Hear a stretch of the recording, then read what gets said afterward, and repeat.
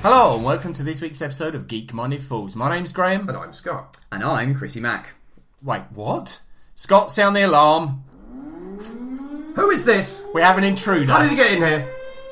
Well, if you do insist in leaving your door open, then clearly randoms are going to wander in. I would never leave the door open. Graham, did you leave the door open? I'm never entrusting you again with the door. God damn it. No, of course we jest. We have a guest with us. That's our first guest, Scott. You are. He is. He is, you know. He's our first guest. Welcome, Chris. Welcome, Chris. Thank you to very Geek-Minded much. Yes, Fools. thank you for having me. Very excited to be here. Now, Chris is a guy that I worked with. When did we meet? 2003, wasn't it? Many a moon ago. And hated each other to begin with, didn't Indeed, we? Because yeah. we Did you were, really? I didn't know that. We did. Well, because we realised we were Too so good looking. similar. Yeah. Too good Yeah. looking. The thing is, within any group of be it colleagues or friends, you always have one person who's the joker of the pack, the one who sort of makes all the funnies and entertains everyone. And that's me. Okay, and Chris played that role, and I joined, and we suddenly realised that we were both after the same part. Ooh. We were both auditioning for the same role. It was an element of you suddenly giving us the whole spiel around, I don't understand why Jesus was given those 3 gifts on his birth. I mean, really, what's he going to do with gold, frankincense and myrrh? My God, this must have been an interesting... It was, yeah. first Actually, meeting. probably dulling it down. It is funnier than what it sounds. Yes, no, it really wasn't. Yeah, but suddenly a realisation of, wow, we're going to both have to play that part. Indeed, And there you go. But then we kind of realised that there was enough room for 2 jokers in that group, and so Where do I fit in this? Have I not? I wasn't in the group, I suppose. you were just heavily drugged up at that time. I think you were just very true. probably lying in a gutter in your own feces. Yeah. Yeah. Or in your flat, in your Indeed, yeah, that's right. in a And cluster yes, of yes, feces. which actually was the case around that time. Yeah. Where did I first meet you? Because obviously our listeners will know that I no longer drink, but used to drink very, very heavily. I used to drink probably enough for all of us. So where did I first meet you? Remind me. I think it would have been on a number of occasions, myself and Graham coming down into Epsom for a few beers after work. Do you remember that night Obviously when it yourself snowed? staggering in? Do I remember the night when it snowed? When it snowed, and we all went out, and we ended up back round yours watching Brass Eye. Yeah, that rings a bell. DVD. That rings a bell. And there was also that great one where Grant did that trick where he lifted himself up. That's right. Horizontally Horizontal to the pavement. on the lamppost, and you tried it. And myself like at a 17 remember stone that. at the Sack of time. spuds. Thinking that was really a clever idea. It did hit the deck rather hard. So, You were a bit more of a weighty fella when I when was, we yes. first I met mean, you. And I yeah. must say, 17, 18 stone of a man. and what are you now? Are you willing to tell us what you are now? 9.5. Yeah. In my foot. I'm about 12 and a half stone now. I was 12. I don't know why this has turned into I loose know. living. It does feel as if it's gone a very different direction here. Let's talk about my weight and bra size and emotions. Yeah. No, but I do, as I say, I must quickly say, I do remember one of my favourite nights was the 3 of us being very drunk, trying to jump the curb into boarded up shop. A bit of a jackass moment. Oh, yeah. Until we then went to Domino's. Graham dropped the elbow. On very Scott. much winded you. Yeah, I don't do know if you remember that. these days. You almost passed out on the pavement, didn't you? Yeah, And I I just remember came that. along and just dropped an elbow on you. Yeah, I do remember that Seemed wholeheartedly. like a good idea at the time, but Yeah, never do that again. dear God. I mean, for those who haven't obviously seen Graham and I in the flesh, Graham is considerably larger than me, and I don't mean fat. I just mean large. He's just a big, big lad, and I'm quite a wee slip of a boy, really. I mean, obviously, but no. Just going back to the whole loose women thing for 2 seconds. I must say, girlfriend, you're looking good. Thanks very much. You are it's looking nice. very good. I would be lying if I said those nights of sitting there dreaming of a kebab or a curry. Hearing the good words helps me get through those dark days. Thank you. And as well yourself, my friend. Thank you It has very been a much. long time since we've seen each other. Thank you very much. It's the second episode I've recorded naked now, so Yes, I hope you're yes. enjoying it. And you are, I agree, very much of a slip of a man. Thank you very So, much. I really appreciate that. I think we do have a little jingle that we've got for man crushes, and I think probably here would be the perfect place to insert it because I think he's gone up obviously into my man crush list. He's looking pretty good. Happy It's days. gonna happen.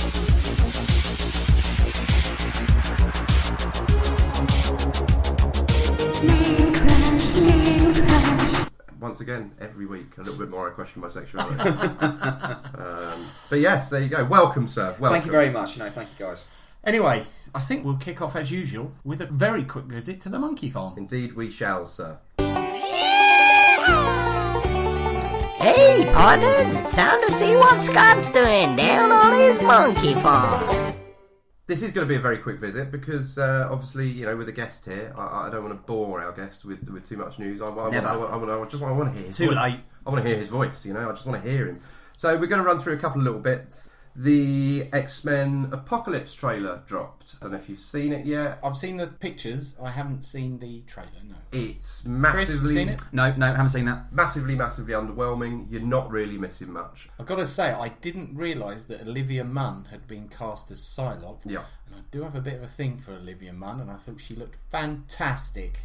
I'm all over that. We put up some pictures earlier in the year of the two actresses playing Jubilee and a young Jean Grey. Yes. Did we not? And I think they look great. They look, every bit their comic book counterpart. But this trailer was just dour and just quite dull. Because it is set in the 80s, because Storm has a mohawk, doesn't she? She has indeed. All the components appear to be there, but you also get your first look at McAvoy sans hair. So he's gone the full bald Xavier. It looks good. But the trailer on the whole just looks a bit dour. I'll look forward to them releasing a slightly more, well, for want of better words, interesting looking trailer because it didn't look like something that's going to excite me. So is this, from my naivety, is this going to be a bit of a continuation of the sort of Days of Future Past? This is the next movie from all that, right? Okay. Yeah, it's the next. So the stinger scene at the end of Days of Future Past obviously gives our first look at Horseman of the Apocalypse and Apocalypse. Okay, Apocalypse himself. So obviously this next movie is very much he is the bad guy. He's the badass of the X-Men. And of course, Days of Future Past was set in the 70s, and this is now moving forward to the 80s. Right. Okay. So we'll see what happens, shall we? If I'm honest, it didn't really float my boat. Not as much as my next piece of news, which is massively floating my boat. From the 27th to the 31st of August this year, we have got the Film for Fright Fest. I thought you were going to say you're on holiday. Oh, no, I don't. I'm going to Mallorca. Yeah, I'm going to Mallorca. No, Tony Graham on his own.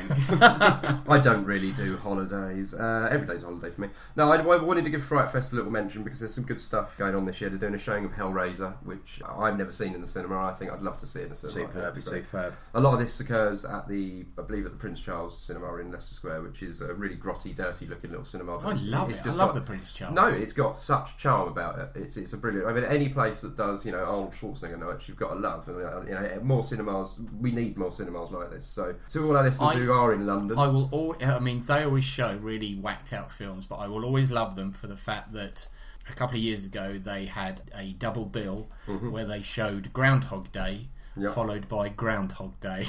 That's brilliant. Very good. Very good. That is absolutely genius. Just a couple of honourable mentions for some of the things they've got showing there as well. If you get a chance, guys, have a look online for the trailer for Turbo Kid. Looks absolutely jaw-droppingly brilliant. It just looks like batshit crazy looking film. Also, another movie called Night Fair, which looks to be a cross between a really great 80s horror movie called Maniac and Taxi Driver. Okay. Right. So one's to watch there. But to all our listeners who are in the UK, if you're in London, get yourself up to the Fright Fest and go and see some really, really good horror movies. It's always a good laugh. So excellent. Yeah. There you go. And do you know what? That is where I'm going to cut the Monkey Farm this week. I'm going to cut it. Cut it short. Because throat. we've got other things to discuss this week, I believe. We have. We got other things to move on to. Okay. Thank you. Do you want to kick us out first? Do you know what? Chris can stay. Oh, fuck you. There you go. See, makes sense to be on the bromance list. Does, this is it. Benefits. Right, now we should move on to this week's Quick Hits. Quick Hits. And we shall start with the guest, obviously. Chris. Thank you. What's your quick hit this week? So, my quick hit was a film that, one of those ones, through to DVD, didn't have much of a thought process for it. I thought, you know what, something a bit of an easy watching on a Sunday when I've got a bit of airtime away from the missus. And I happened to come across... The Ball and Chain. Yes, the Ball and Chain. Her indoors. Yes. My lovely wife. 3 months in, I've got to be nice. 3 months in and you're already referring to yes, as of the Ball and Chain, yes. So, do you want to say hello to her? Because she's obviously going to listen. No. Hello, Chris's wife. I've never met you, but I hear you're absolutely fabulous. Yes, she is. She's She's a good girl. To part with me, she deserves a medal. But no, as I say, came across this film, The Cabin in the Woods. Now, I'm not sure if my fellow counterparts have seen that film. But who you think you're talking to? Yes, here? I know, yes. Knowing Scott well, clearly a horror fan. from the outside looking in, and I'm very conscious I want to talk about the film without giving too much away, because there's nothing worse than someone telling me... Spoil it! If you want to spoil it. The village is set in the future, which then makes that it's a very... not, it's in the present. Oh, well, you know what I mean. Dude, you're talking... Not the past, okay? One of the three. You are sitting next to the man who got about 20 minutes into the movie The Others in the cinema, and I just went, well, they're all dead, and I walked out. So, very true, so very you can true. Spoil away, yes. sir. So, obviously, from my perspective, most notably involved it, obviously, the director there, Drew Goddard. Other films such as World War Z and Cloverfield. Did you like World War Z? No, I felt the zombies were a little lackluster. The whole kind of thing where they got the clicks didn't really He didn't like it either. I thought it was really good, but maybe... That's why he's allowed to stay in the monkey farm. Maybe because my expectations were so low for it, but I didn't think it was that bad. Just for me, I felt it really was a bit lackluster. Anyway, Anyway, I digress. So, but obviously, again, involved in the process was the likes of Joss Whedon, very much in the limelight at the moment, with obviously the Avengers films, but, me personally, huge Buffy fan, obviously very, very much notably known for those. Yeah, love a bit of Buffy, love a bit of Sarah Michelle Gellar. But the film itself, you look at it from the outset, you think it's going to be your typical 2.4 horror. They're off to this cabin in the woods. Obviously, you've got your typical cast member there. You've got the jock. You've got the woman that's a little bit too promiscuous. You've got the comedy. They're all all there. But then, obviously, it totally flips on its head. It goes in a very different direction. And you end up in a film that actually I thought was fantastic. You've got a real nod in this film to some of the real classics. Yes, you've obviously got your zombies and you've got your hillbilly hicks that you would see across a number of films, but you've got a bit of a nod to the Cenobites, that of obviously Hellraiser, a huge genre. Sort of, I love the franchise of that through Clive Barker. You've even got a sort of what's mechanical type scorpion thing that reminds me of the... I don't know if you guys have seen it, the Screamers film, Peter Weller, the original RoboCop. That's exactly where it's from, sir. Yes. Exactly so there you go. So it takes a real nod towards some good things, whilst also bringing an element of humour. The whole merman thing that clearly is teed up throughout the whole course of the film that comes in at the very end. And I suppose you come back to what you were saying about World War Z. It was one that I didn't have much of a thought process about. Didn't think it'd do much, but thoroughly enjoyed it. Yeah, cool. I wholeheartedly agree. It's a great film. It's brilliantly written. It's brilliantly acted. It's just got all the right beats in all the right place. Yeah. I liked the whole stereotype busting, and again, without wanting to set up a whole YouTube versus me vibe. Yeah, but that's already on. But the only thing that disappointed me somewhat was the very end with the whole sort of gods under the earth and that sort of thing. I just thought, was this where this was going? It was just the whole go hard or go home type thing. Let's finish on an absolute all-stopping, jaw-dropping, it's going to be devils, the whole world's just going to destroy unless you sacrifice yourself. And then I like the whole, no, bollocks, I'm not going to sacrifice myself. Why am I jumping in the crap? There was a brilliant interview with Drew Goddard by, I can't remember who was interviewing him, but it was as the film was just hitting big, and they were like, so, we've got plans for a sequel, and he just, sorry, have you seen my movie? You have actually watched it, have you? Okay, no real plans for a sequel. But the bit with the stereotyping at the beginning is really clever, because they did that specifically to make, and this is apparently fact, they did this so when people walked in and sat down and started watching the movie, they thought that they might have thought they'd gone into the wrong movie, and they did it to kind of throw a curveball at people. But I just thought it was brilliant. I just thought it was absolutely brilliant, and obviously lots of beautiful references to some of the greatest movie monsters of all time up on the betting board. Yes, which was just brilliant. Do you remember any of the names that were up on the betting board? Wasn't it the Temp or something, or that was on there that actually voted for the Hillbilly Zombies or whatever it was that actually got the nod? Yeah. I would be honest, I would love to have seen obviously the Cenobite type Hellraiser character come out, who is quite menacing. Not quite as menacing as obviously the original Pinhead, but I do think he has something to hold dear. So that for me would be a real recommendation for those at home to go and have a watch. My favourite thing on the betting board has got to be the fact that it's I think it's about the fourth one down. It says angry molesting tree. Which is obviously a fabulous novel. So, a great film. A great choice for a quick hit as well. Cool. Thank you, sir. Scott, what have you got this week? Well, I'm a bit more up to date, a bit more current with my quick hit, because obviously this has to be spoken about. Oh, I'll get in! With his new stuff. Batman, Arkham Knight. Probably one of the most anticipated games, well, in a very, very long time. Certainly. I don't know if you've played it. I have, yes. I purchased it about a week and a half ago. Are you PS4 or Xbox? I am PS4. then you are correct, sir. Well done. Good stuff, good stuff. There is only one games console in this day and age now, and it is the PS4. What an absolutely rip-snorting, amazingly beautiful looking game. This is the Batman sandbox game that has been promised forever. I actually worked with one of the guys who was a designer on this, and the opening scene where you're going through the little cafe. Yes. If you look very carefully, my friend Noel is sitting in there, and he's got a little cupcake in front of him with a candle out of it, just with his name on it. So it was really nice to see him. Oh yeah, what a and sorry, Noel, I have beaten 2 of your times on the races. So yeah, you designed it. I'm just better at playing it. The whole premise is they've had to evacuate Arkham again because something's gone wrong again, hasn't it? Oh no, that city. What a nightmare. This is not really particularly a spoiler, but the opening of the game, it opens with Joker dying, doesn't it? Which you brilliantly get to control the furnace to burn him.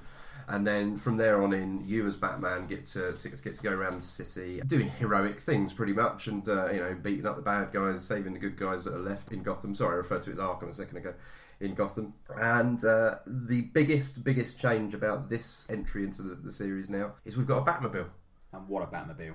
What a Batmobile. This Batmobile is one of my favourite looking Batmobiles I've ever seen, plus the fact it turns into a tank and you can strafe sideways, and you've got these awesome non-lethal weapons on it that you can take out all the bad guys with. The bad guys, I'm trying to go through it as slowly as I can because I want it to last. Yeah. So I'm only about 30% into it, but it had to be my quick hit just purely for the fact that if I hadn't have done it, someone would have said, well, hang on, where's all your games quick hits? It's great. My only upset is you can't play it because you're not next gen console. No, are you? no. As I say, I am done for new games now. It's something I would love you to see, because I'd love you to see how well they've realised the Batman in this particular version of it. I was very lucky to get a copy from a friend of mine who works at Sony, and he gave me all the extra DLC as well. Right. So one of the nicest bits of DLC I got was you get the 1966 Batman TV show outfit. Oh, superb! And it looks beautiful. It's really the light blue silk. The light blue silk indeed, with the little eyebrows on eyebrows on. Which most notably, and again, he has the smallest kind of points on top of his head, which is probably the most similar that I've seen. So obviously, the upcoming Batman vs Superman. He does. So, well, you've got a number of different suits, obviously, that you can unlock. But his first suit, he's got the high ears on the cowl. But yeah, you're right. One of the suits, he has got the tiny. The ones that they're obviously pushing in the new Batman Suits movie, the smaller eared cowl, which is the one I use because it just looks the coolest. I think. What a great game! If you own a next gen console, even if it's an Xbox One, I suppose you might as well buy it. Go out and buy it. It's worth every penny you'll pay for it. It's going to give you a lot of fun. It's Batman GTA. Yep. There you go. Nice. Thank you for that, sir. My quick hit this week is a lovely little TV show that, for reasons unknown, got buried away on BBC 4. And I would say it was at least BBC 2 worthy.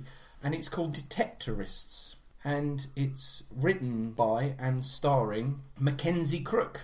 Oh, from The Office. The Office and obviously the Pirates of the Caribbean movies. And also stars Toby Jones. Well, little guy. Yes. Played Mola in one of the Marvel films, didn't he? In Captain America, played the Doctor. Yes, it was Armand Zola. Armand Zola, not Mola. Right, yeah. Zola, sorry. Yes. And basically, the two of them play members of a metal detector club. Which is something I've always wanted to try. Really? I have. I don't know why. I just have. And they're always after their big find, their huge treasure trove that they keep looking for. And it is just a very gentle but very funny comedy.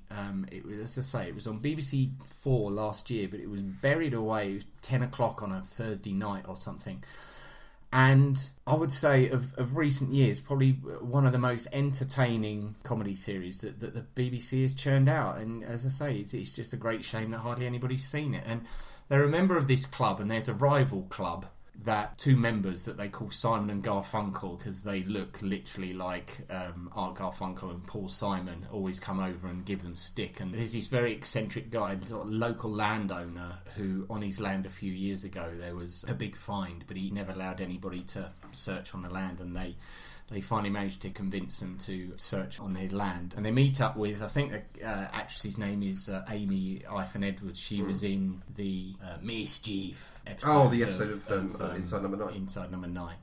and she sort of befriends them, and there's a bit of a twist with that. But it is just how ridiculously these metal detector people take their club and their membership and stuff like that. And also Mackenzie Crook is in a relationship with Rachel Sterling. And who's a teacher, and she's always having a go at him because he takes his metal detecting too seriously. And it is really well acted, some great performances in there, but just genuinely laugh out loud funny. And I'm amazed and a little disappointed that it was buried on BBC4 in the way it was. Good choice of words as well. Buried, seeing as they are the detectorists looking for buried treasure. Thank you. My entirely too clever to think Graham actually did that on purpose. Of course he did it on purpose. Of course he did it on purpose. Come on, I know this man. My girlfriend's father is a metal detector. He does it as a hobby. Oh, okay. And do you think this would make him laugh, or do you think it would make him go, oh my god, I'm a metal detector? No, he would love it. It is in no way disparaging towards metal detectors. If anything, it makes them seem far more interesting and accessible. It actually sort of opens the world of it up to you and sort of makes you think, oh, okay, you know. Sexier than Bill Wyman doing it, because Bill Wyman's hobby is metal detecting. Is he? Yeah. Okay. He's done like whole videos about metal detecting. Not that I've ever watched them, but as I say, it was 6 episodes. There, you know, it's your typical BBC things. They're about 27 minutes each, but just a lovely, gentle comedy, but very funny, great performances, and you think, I suppose, you look at that and you can't quite understand why it didn't feature above the heights of BBC4. Do you think it's something that we might be seeing for a season 2 that might come back with popular demand? It has been touted as having a second series, yeah. Okay. So there's obviously a cult following there for them to warrant it. And if you go on Amazon, it's all 5 stars. Everybody who's got it absolutely adores it. This isn't one of those shows that people go, oh, I watched it and it was shit. It is just such a lovely comedy, but very funny. And as I say, written by Mackenzie Crook, and fair play to him. You know, redeemed himself from the sex lives of the Potato Men, which I think he had a hand in as well. Okay. Now, the last thing that you recommended me, I absolutely adored, so I obviously will give it a watch. We've got a very similar sense of humour, but your recommendation of one of our previous topics, which was Murder in Successville, which if you haven't seen, you need to see it. Okay. I mean, need to see it. If it's as good as that, then it's going to be pretty. There's 2 on the list straight away, so there you go. That's made the journey worthwhile. I like it when your quick hits are things I haven't seen. Excellent, that's good. Cool. Right, and now we shall move on to this week's main topic. When they got the ball, you know they won't drop it. The Geek-Minded fools discuss the main topic. Right, this week's main topic, and the reason why Chris is here is because we're all excited. We are all great fans of horror movies, and it was only when we were having a discussion that we realised that our favourite horror movies pretty much represented what we describe as the holy horror trinity. Indeed. That being Michael Myers from Halloween, Jason Voorhees from Friday the 13th, and Freddy Krueger from Nightmare on Elm Street. Now, my favourite horror film is Halloween, Scott's is Friday 13th, Chris's is Nightmare on Elm Street. So we thought, why not get together and have a bit of a debate and a discussion about why we think the movie that we love is the best of the 3, what drew us to them and what have you. And then what we thought we would do is put a little bit of a poll on the Facebook page so that all the listeners can vote for not necessarily what their favourites is, but who they think put together the most compelling argument for theirs being the best. Indeed. Which is me! Oh, God. Drink. Oh, shit. Yeah. So, no needle going on. Okay. Right, so I think we'll start in date order. We will. Which is me, I guess. Age before beauty. Yes. Halloween, 1978. Well, I would say that the reason that I love Halloween so much, I mean, it was certainly one of the first horror films I saw, back in the day, obviously, when sort of video started. And I just fell in love with it because I think that Michael Myers is the boogeyman. That is alluded to throughout the film, and people throughout time of being scared of the boogeyman, and I think Michael Myers represents that, and I think that the film tees that up absolutely superbly. Even with the beginning of the film, when you go through the titles, I mean, the titles are superb because it is just the credits are coming up on one side, and on the other side you have a jack-o'-lantern, a pumpkin. And as the credits go on, you just zoom towards the eye of the jack-o'-lantern, and it's very eerie. And what I do think is clever is that only 3 characters are mentioned by name in the titles, and it is the 3 main female characters. So you've got Jamie Lee Curtis as Laurie, you've got Nancy Loomis as Annie, and PJ Soles as Linda. I think it's a very clever move by John Carpenter to mention the three girls' names, because you immediately realise that they're the ones who are in peril. And I just think from the get-go, with that amazing Steadicam shot round the house, the point of view of this killer, and even the very clever bit when the young Michael reaches down for the knife and it deliberately blurs his hand slightly so that you don't realise it's a child's hand. And of course going up, seeing his sister Judith and killing her, and then sort of coming out, and of course the big reveal when the parents are going, Michael, and pulling and seeing this young boy is something that's groundbreaking. The concept that it's a child killer, but then move forward 15 years and suddenly you've got the Donald Pleasance character saying that Michael is effectively pure evil.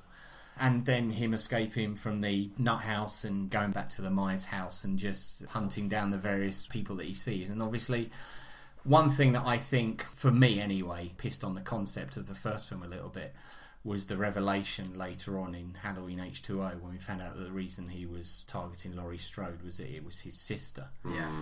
And that kind of made me, really, you didn't need to do that. What I liked about it was you had this character who was seeing these young girls walking about, and of course you had Laurie, who was the very brainy good girl, the virgin of the group. You had Linda, who was sort of like the cheerleader and the big shagger, and then you had Annie, who was sort of like the wise ass, the one who was always making the comment. I mean, there's that great moment where Michael's going past in the car quite slowly and Annie shouts after him, "Hey, jerk, speed kills," and he just stops the car. And the car just stops it, and you're like, fucking hell.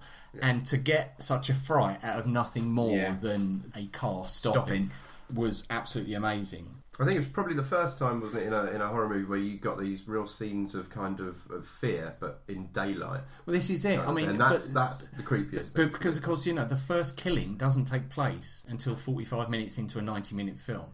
The beginning is all build-up. It's all characterisation. And you know what a big fan I am for plot and characterisation. And this is absolutely solid. It builds up, who and what Michael is, what he represents.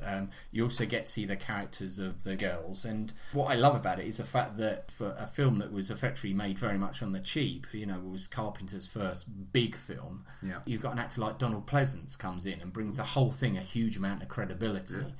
And his performance, I think, is absolutely second to none. It's one of his best performances. Yes, absolutely. And, he's always been a very creepy actor, but I mean, one line that I had to write down, when I watched it recently, was when he's talking about Michael and he describes him as having the blackest eyes, the devil's eyes. And he says, I spent 8 years trying to reach him and then another 7 trying to keep him locked up because I realised that what was living behind that boy's eyes was purely and simply evil. And little goosebumps. Yeah, it is, And you're not even a trained actor. And it is just a wonderful delivering. To me, totally sums up the character. And as I say, I mean, the first killing doesn't happen for 45 minutes. You're halfway through a 90-minute film. Do you know who the first victim of Michael was that we see? It's one of the boys, isn't it? Do you know who it was? It was Lester the dog. It was the Alsatian. Oh! The Alsatian comes out and you just hear him barking and he just goes... and you just see his rear legs just being lowered down by Michael, and it's the first one he killed. Well, one thing I've definitely got to say about Halloween is, if it wasn't for Halloween, I don't think you would have ever got that amazing horror trope of just the simplistic cocked head. Yes, absolutely. But it came from there, I think. But that's another thing that I love about Michael, is the fact that his killing isn't something that he gets emotional about. He doesn't even seem to enjoy it. Yeah. He just does it, and it's very calm, and he never runs anywhere. Yeah. He just walks there, and he is the epitome of evil. This isn't something that he does because he loves it, because he enjoys it, because he's passionate about it. It's just what he is and what he does. And the mask and the outfit, and I love the bit where you find out where he gets the boiler suit from, when Donald Pleasance, obviously Loomis, finds the abandoned truck, I think Phelps Garage, isn't it? Yep. and you see Michael's hospital gown discarded and realise that's where he's got the boiler suit from, and then of course you pan across and see the bloke who was wearing the boiler suit sort of lying in the long grass. But of course the best that William Shatner's ever looked. Indeed, well this is it. Of course, famously, the mask is a William Shatner mask, that they decided. I mean, they were saying that they almost went with a clown mask. They had sort of like a clown thing, but at the last minute, somebody found this Shatner mask and just painted it white, and it's perfect because it is just plain, it's just emotionless. And I also love the breathing behind the mask, and of course the great scene at the end where Loomis sort of shoots Michael, but then he goes down and of course Michael's gone. And I love the fact that Loomis isn't like, oh my god, he's gone. He just looks down and thinks, yeah, of course he's gone. There is no surprise in his face at all. But then you get the music kick in, and then you just show first around the house and then around the neighbourhood and ending on the Myers house with just the breathing in the mask, as if to say, he's the boogeyman. He isn't going away. He will always be here. He will always get you. There's nothing you can do to stop him. And I think the murders are superb, and probably the best murder is when he kills Bob in the kitchen downstairs, when he just lifts him up and just puts the knife in his chest and pins him, and you just see sort of Bob's feet just sag down. This is where he gets his ghost outfit from, is it not? Is that where he gets he gets that's right. the white sheet and the glasses, which right. I still think is one of the creepiest and most brilliantly well put together scenes ever. But I would say that what Halloween has over every other horror film, absolutely bar none, is this. I mean, not only is that the single greatest horror theme of all time, it's that bit that does it. But it's up there with the greatest movie themes of all time. Definitely. I mean, that is so iconic, and to hear that, at the start and throughout the film, something bad's about to happen because that kicks in. And I think, John Carpenter did it himself because he said he was quick. He just needed to hit something out, and he got it from an old, I think, a jazz record that is like on a 5/4 beat that his parents used to play to him, and he just said, and I just banged it out really quickly because we just needed a theme. And funnily enough, one of the executives who was part of financing the film saw the film and said, I didn't think it was scary at all. And then he showed her the cut with the music, and she said it was one of the scariest films she'd ever seen. Well, we know firsthand, don't we, about the power of music in a film from when you question Commode in Mark Commode, the Exorcist Q&A. Graham basically said to this Q&A, do you feel The Exorcist would have been the film it was if it hadn't included the tubular bells in the score? And I think Mark Commode was quite taken aback by that. A question he'd never been asked, and this is like the UK's foremost knowledge on The Exorcist. And music does have a big part to play, doesn't it, in films? And I think bar none. As much as I'm here fighting for another cause, that is the epitome of the greatest horror movie. Genuinely menacing without needing to be. Just to end up, I would say probably it's an easy conceit, but I would say it's never been executed better than in Halloween, when Laurie is in the house and comes out of the room and stands by a door frame with the black doorway behind her, and then you just see the white mask come out of the darkness behind her. And that is truly chilling. That is a great horror moment and a horror staple. And I would say that why I love this is it broke ground for horror films in terms of pacing, in terms of characterisation, in terms of... I mean, I know that it's now a stereotype that the shaggers are the ones who get killed and the virgin is always the one who survives. And Halloween did that best and, possibly even first, I don't know. But I would argue that without Halloween back in 1978, the horror film genre would be completely different. And as much as what you guys are going to say about how great your films, and they are great, there is no denying that, I question whether those films would exist without Halloween having happened in 1978. I would say that it raised the bar and it set the tone, and everything that followed is walking in Halloween's footsteps. Which leads on very nicely to the first point that I'm going to make about the absolutely jaw-droppingly fabulous Friday the 13th movie and its franchise. Yep. Because you are wholeheartedly right. The only reason Friday the 13th exists was to cash in on the success of Halloween. There's no way it would have ever got made otherwise. So yes, Halloween is the blueprint for all these movies. It really, really is. So 2 years later, 1980, we got the first of 12 slasher movies, as we're going to call them, because I mean it is very much a slasher movie. A little bit difficult for me on this one because my guy doesn't really turn up until movie 2 and doesn't become the character. Makes a brief cameo at the end. Makes a brief cameo in a dream sequence at the end of one, yeah. Or is it a dream though? No. Is it a dream? Oh, we don't know. Well, we do. It's not a dream. No. But yeah, he doesn't. My guy Jason Voorhees doesn't make an appearance until Friday the 13th Part 2, and doesn't become the character that we all now recognise and that I love as much, as I do until Part 3 when he gets the hockey mask. But the very first movie has one of the greatest twists, I think, of any horror movie of all time. And if you haven't seen Friday the 13th, guys, then it's really quite. Well, why are you listening? Yeah. Why are you listening to this? Theory, I mean, as we all well know, I mean, even if you haven't seen Friday the 13th, you must have seen Scream. So this is not a spoiler. Okay, the original Friday the 13th. The bad guy, it ain't Jason, it's Jason's mum. It's Jason's mum, Pamela Voorhees. This movie, I must have seen this in excess of 50 or 60 times, Friday the 13th. And do you know what? It never gets boring to me. Maybe that is purely for the fact that Kevin Bacon gets an arrow through the neck about, 3/4 of the way through. But I love the setup of the Friday the 13th movies. I love the fact that it's set in a summer camp. Yeah. Because summer camp, we didn't really have things like that in the UK, did we? When we were young, we didn't have. We just summer knocked camp. around the park. Exactly, yeah. So to me, this whole feeling of being a child and being away from home, and, isolated, and being out in the woods, but so your surroundings are completely new to you. Obviously, being looked after by people who can very barely look after themselves because they're only teenagers anyway. That is the perfect setting, I think, for scares galore. The woods, the lake, the wind at night, the owls hooting, that is scary to me. That really is scary. I mean, in the way that Halloween is scary is because they put certain things in the daylight. Whereas a lot of Friday the 13th is about what happens when you're bedded down at night, and the wind howling, as I said, and the creaks of the floorboards, and the waves from the lake lapping against the shore, and just you're not quite sure of what's going on out there. I digress. The premise of the film, the original film, is basically a summer camp, Camp Crystal Lake. A small boy named Jason unfortunately drowns in Camp Crystal Lake due to some negligence on behalf of some less than caring summer camp counsellors, which in turn leads to some murders some years later.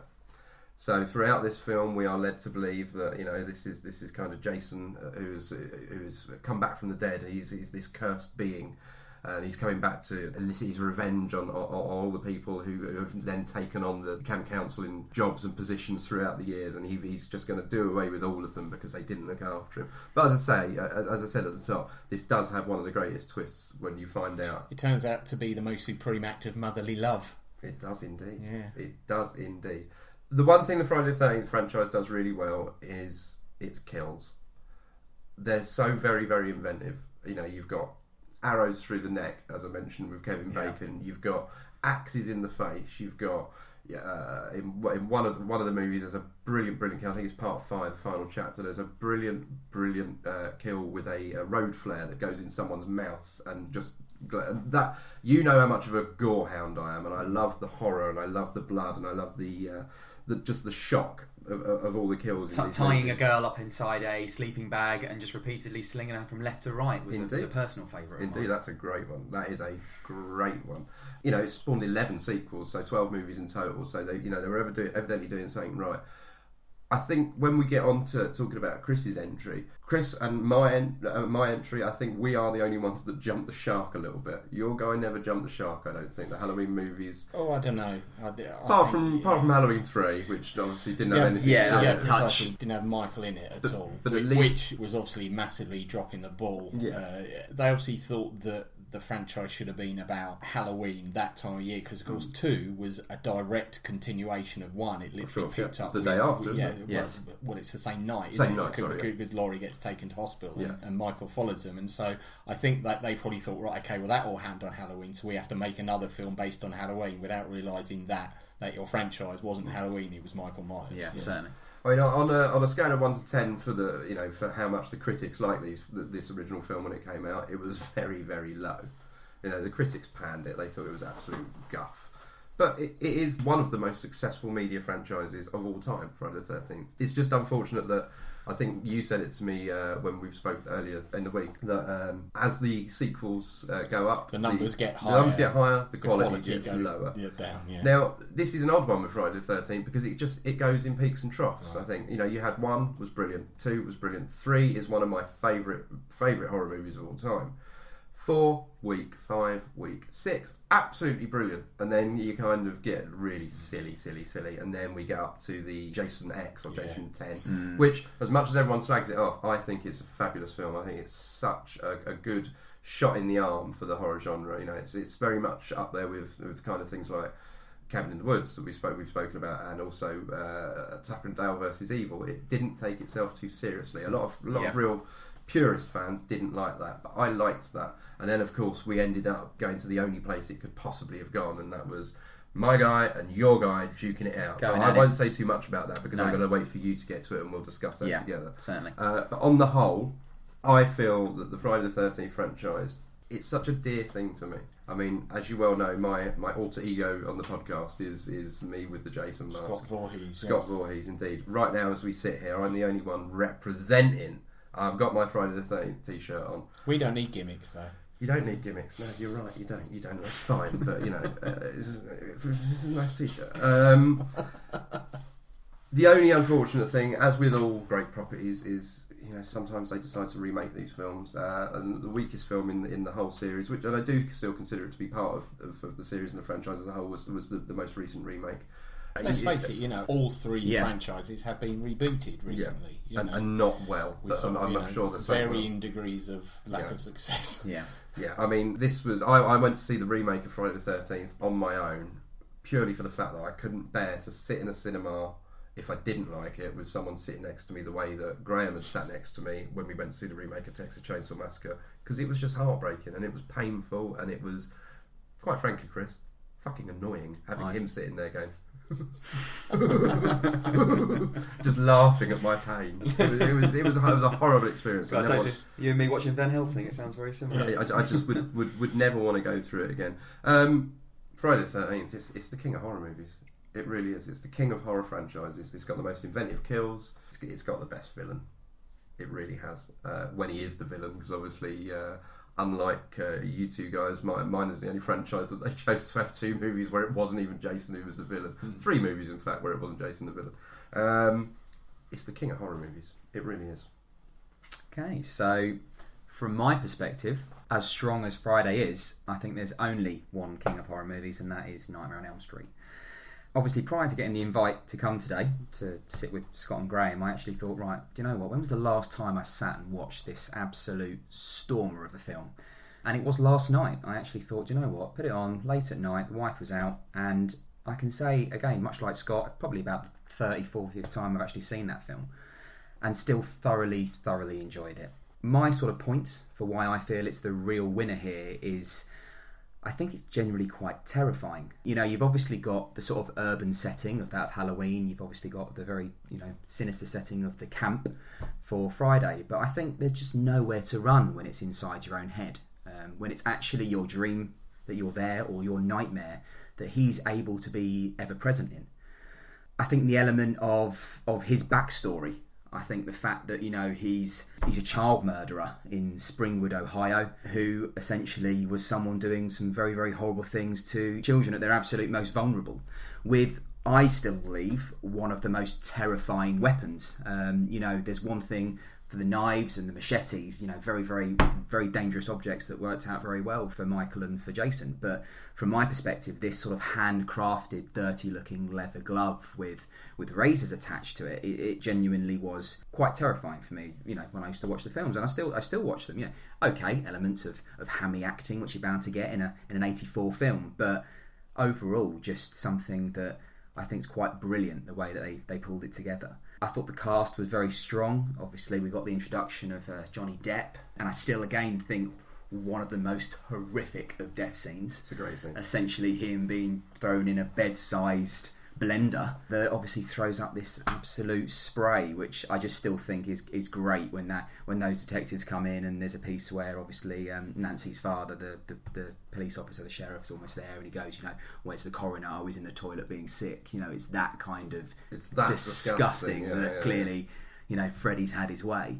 That scene always makes me laugh for another reason as well. Okay. So when he's laying on the bed and he's falling asleep with the TV, if you look around his room, it's like the set dressers just went, well, what should we make this kid into? What interest should we give him? I don't know. Everything. Every single it's like, possible. There's a skateboarding picture and there's a windsurfing picture. It's like, let's just pick everything. He's also a jock. He's wearing his football top and everything else. And he's actually got a crop top on. He's rocking a bit of a crop top. Right, I didn't notice that he was getting a bit too much midriff there. He was getting a bit, and he labels his headphones as well. Yes, that's right. Which I think is brilliant. Which is then nice when Nancy then finds them later on, obviously covered in blood. There you go, yeah. But just the character itself, obviously the backstory was quite horrific. And again, you then find out in the third of the franchise, the Dream Warriors, where obviously you find out that he was born of 1,000 insane people raping a nun. It's the bastard son of 1,000 maniacs.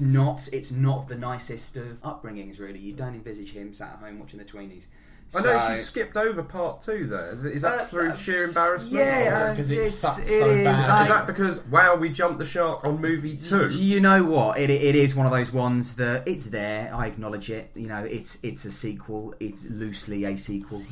It's not one of Nightmare's strongest points. No, it's definitely not. But for me, they brought it back strong with then the Dream Warriors, the Dream Master, the Dream Child. I think they were a nice sort of trio of films. I do quite like that part 2. as Freddy was so popular, but do you think he as a character in the franchise itself, for all its popularity as a horror franchise, suffered for the fact that from about film 3-4 onwards we were all rooting for Freddy?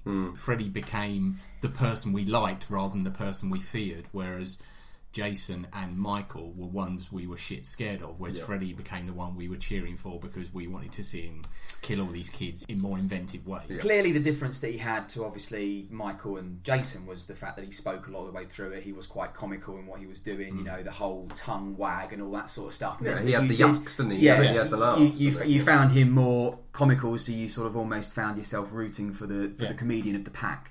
Yeah. But then, equally, I would watch the Friday films and I'd still be there rooting for Jason. I still think some of the, as you say, when you've got such classic death scenes, because he is the king of horror. Yeah. He's there. You just admit he's it. there You or said he's the thereabouts. king of He's certainly horror. not the king. He's certainly not the king. Okay. He's my man's apprentice. Okay.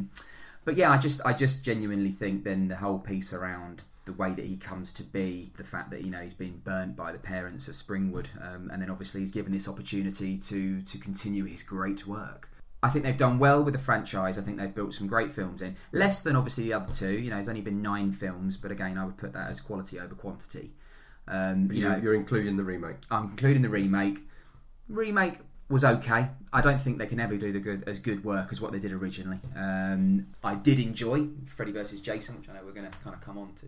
We can talk about that whenever you're ready, Yeah, because quite frankly, I thought Freddy vs Jason was one of the greatest films ever made. I think It's up there with Citizen I don't Kane. know if you've seen it, but the whole weigh-in that they did as almost it was going to be a big Las Vegas boxing fight, and actually the whole piece around that I felt was very, very strong. I thought it was really teed up nicely, and yeah, I think all of them would be good. I suppose again, one of my only criticisms would be, and it would be the same for all three films really, is the original director being involved in then obviously the later films. Yeah. Wes Craven obviously did the initial film, but then didn't come back until I believe it was sort of circa 7 or 6, where obviously he then did Wes Craven's New Nightmare again with the original Nancy. I would like to have seen him be involved a bit more throughout some of the next films. Really, that was an interesting twist. I like the New Nightmare. I like the fact they turned that on its head and went, let's put it in the real world. I thought that was a very, very clever twist. I think most notably for Nightmare on Elm Street, it's always referred to as the series of movies that basically kept New Line in business. The movie company New Line. The New Line is referred to as the house that Freddy built.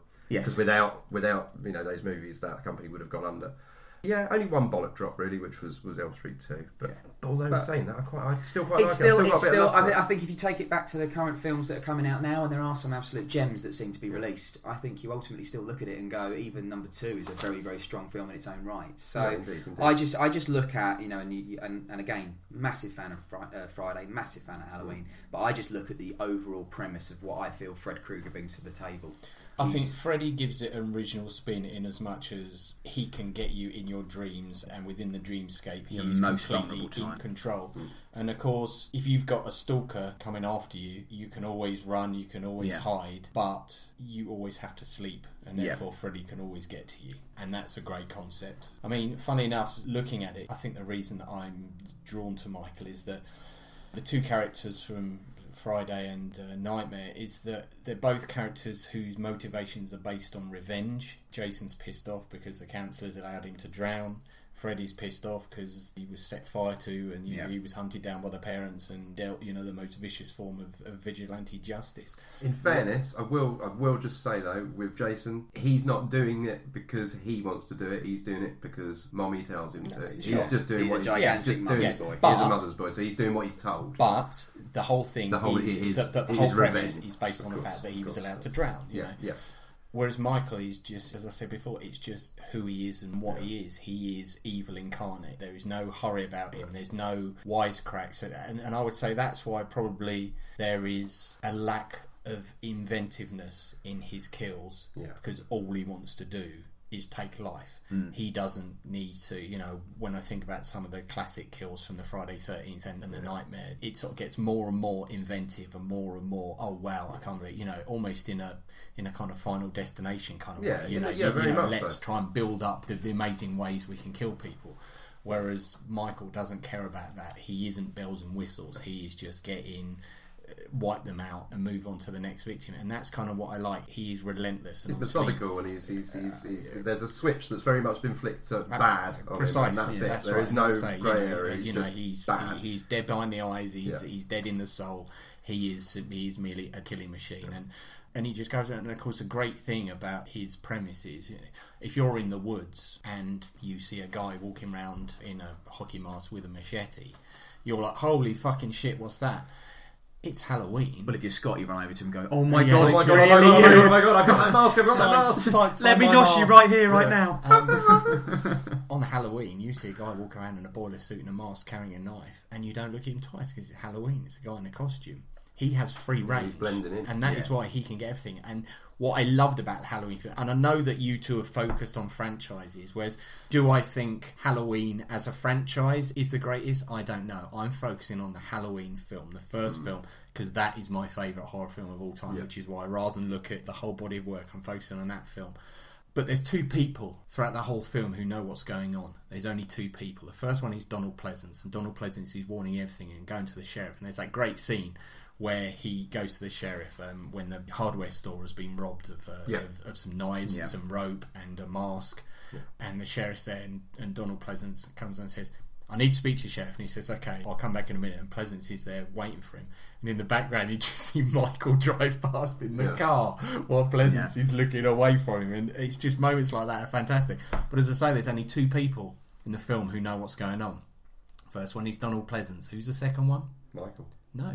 It's Tommy, the little kid. Oh, the little kid constantly keeps seeing him and says, the boogeyman's out there. The boogeyman's going to... No, he's not. There's no such thing as the boogeyman. You can't get... Of course, there is such a thing as the fucking boogeyman. I think if you had to pick one of these movies or these franchises, or however you want to put it, that is more grounded in reality, it's definitely yours. Halloween is, I believe that could happen. And that's the genuinely quite menacing thing on Halloween. It's just a little lad that snaps, and that could happen anytime, any place. Someone could just suddenly lose the plot, and there you go. And it does happen, It does. We've seen you only have like to switch on the news, and that's why John Carpenter was a very, very canny person for putting this story together. And I just think, the whole setup of the place, the neighbourhood. You've got the straight roads, you've got the big houses, you've got lots of trees, you've got lots of bushes. There is lots of cover there, and the bits where Michael steps out and shows himself, and there's a bit where he's behind the washing line, and Laurie keeps seeing him and is wondering what the fuck's going on, and it's just ramping up the tension and ramping up. And of course there's that lovely moment as a bit of a precursor, a bit of a foreshadowing,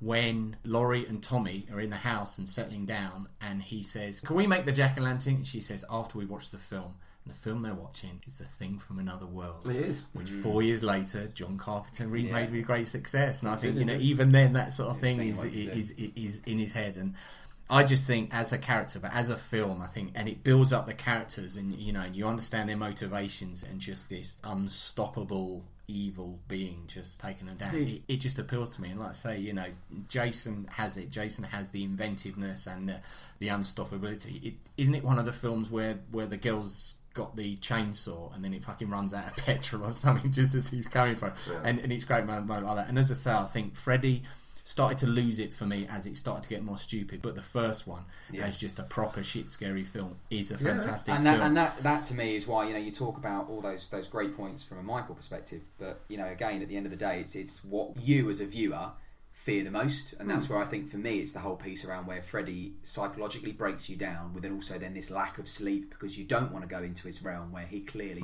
holds all the cards, and he won't just, you know, straight up take you out. You know, he is getting thorough enjoyment out of psychologically breaking you down night after night. Absolutely. Showing you how twisted his world can be. Thinking you're safe in your own house, you walk into the bathroom, you're suddenly in that house on you know, Elm Street. It's fantastic, and that is what I always found. You know, I used to finish there, and I always say those horror films where you can come away, whether it be cinema, whether it be watching it in your front room, and then you sort of sits with you and resonates, and you can watch those films, and you know, for me then going off to sleep and thinking, right, am I really going to be now going into a battle with Mr. Krueger, you know, because it's your most vulnerable time when your body is supposed to be on a downtime, and suddenly you've just got to go. But he completely controls the environment you're in, and there's that great premise you've got where people fall asleep and they don't realise they're asleep. Yes. And therefore, you know, they are still doing what they were doing when they're awake, and all of a sudden, yeah, exactly, nodding out. But one last thing I'll say, you know, we could talk about this till the cows come home, but just to wrap up, I think it sums up the character of Michael Myers that he's never credited in the credits. He's simply referred to as the Shape, which I think is amazing, because he ceased to be a person. He is just this thing, that's there, this unstoppable thing that will take you down, because he will never. So you can stick knitting needles in his neck, and you can stick coat hangers in his eye, and he will fucking keep coming. There's that great moment where she takes him out and she goes to the door and slumps down and sobs, and behind her you just see him sit up and then do that little turn of the head towards her, and it's like, this guy ain't fucking stopping for nobody. And I just love it, and I could watch that film again and again. And as you say, Pleasance was never better. He must have loved it because he went back so many times. Friday 13th gave us Kevin Bacon. You know, one of the most versatile actors out there. Yeah. Nightmare gave us Johnny Depp, probably one of the greatest actors of our generation. Certainly. But Halloween gave us Jamie Lee Curtis, who got her boobs out in Trading Places. She did that. Absolutely. Debate over. That's just boobs out by Curtis, and surely, And what about True Lies as well? I mean, you know, that's pretty hot as well. But interestingly enough, and I don't know whether we want to finish on this or whether you two want to wrap up, but we are recording this on Saturday the 18th of July. And 2 days ago, on the 16th of July, two actresses shared a birthday. PJ Souls, who played Linda in Halloween, was 65 years old. No way. And Heather Langenkamp Heather Langenkamp was 51. Was she really? 2 days ago, stars of both Halloween and Nightmare on Elm Street both shared birthday. And unfortunately, earlier in the year, as we reported on the website, Betsy Palmer, indeed, Mama Voorhees, very sad passing. Very sad. Do you know how many kills Halloween had? How many kills in total? Through the whole franchise? Just out of interest. Oh, a franchise? Yeah. Oh, don't know, 30. I'm just wondering. I don't know. It must be quite. It's well over. Looking at this, it's well over 30. 50. Well over 50 in the Freddy franchise, I'd reckon he averages 6 a film across the 9 films. But there again, are you talking murders you see? So therefore, would you count the guy from Phelps Garage? Yeah. Yes. So there's got to be a fair few. Yeah. I mean, I've done my research. You know, being an Uber fan, you know, Friday the 13th, 154 kills. Nice. Really? He's the king of horror. Before we finish up, just must very, very briefly discuss one thing with Chris. Yes. So, Freddy versus Jason. Yes. Yeah. So who won? Earlier. Who won? Freddy, all day long. Really? Why did Freddy win? Because he just always wins. Because he just always wins. There doesn't need to be a follow-up. No. Okay. Why would you say that clearly you feel Jason wins, or would you feel it was a stay on? Well, I would pretty much say, seeing as Jason has still got both his legs and both his legs, both arms, and his head at the end of it, I'd call him the winner. Freddy's got what's Freddy got? Freddy, left I at the think end? Freddy only needs his head. Okay, Personally, I fair think enough. his head is menacing enough because he'll only just nip back over to Dreamworld again, and suddenly he'll just grow every appendage. In the first film, he's openly cutting his fingers off because do you know what? He'll just grow them back. Yeah, all right, fair enough. I'll give you that. Right. Are we done? Are we I happy? think we're done. I, We've all said our think, I piece? think we're there. I think we're done. Right. I think it's all agreed that Friday the 13th was today. So anyway, this has been Geek-Minded Film. we are left with one thing, and that is we're not quite done yet, guys, because what we decided to do is our next 2 episodes will be a commentary on one of our films. And so I have in front of me 3 pieces of paper that I'm now mixing up, and we're going to draw one at random. And Chris saw me write these out, and he's definitely one of each. Yep. I think we should let Chris draw this, should we? Yep, Not being the okay. guest. Chris, close your eyes. So obviously get it right, Chris. Grab one of them. There you go. You sure you want that one now? I am. Okay. We have the winner, Go on. and you will not believe that it's Nightmare. There you go. Yay! We I are am going to be pleased. watching, Wasn't and- fixed at all, guys. And just to prove, that one says Friday, and that one says Halloween. Excellent Right, stuff. so our next 2 episodes will be the 3 of us doing a commentary on Nightmare on Elm Street. Fantastic. Superb news. So, Chris, firstly, thank you very much for joining us. Thank you, guys. Thank you. It's Thoroughly been enjoyed great it. to have you. That's Good been lovely. stuff. No, thank you. Please do come back sometime. Certainly We can will do. discuss more great horror films. But in the meantime, for Geek-Minded Fools, I've been Graham. I've been Scott. And I've been Chrissy Mack. Thanks very much for listening, and we'll see you next time.